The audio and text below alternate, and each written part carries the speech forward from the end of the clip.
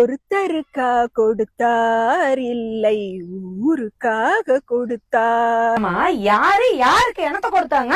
நம்ம விஜய் அண்ணன் எம்எல்ஏக்களுக்கு இலவச கார் கொடுக்கறாரு. 2500 ரூபாய் மக்களுக்கு தரேன்னு சொல்லிவிட்டு அதுக்கு காசு இல்ல. 6 சிலிண்டர் குடுக்கறேன்னு சொல்லிவிட்டு அதுக்கு காசு இல்ல. விவசாய கடன் தள்ளுபடி பண்றேன்னு அதுக்கு காசு இல்ல.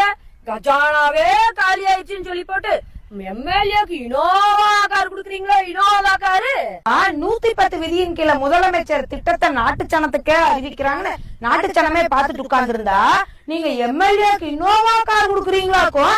ஆமா, இந்த திட்டத்தை எல்லாம் உங்களுக்கு யார் சொல்லி கொடுக்கறா?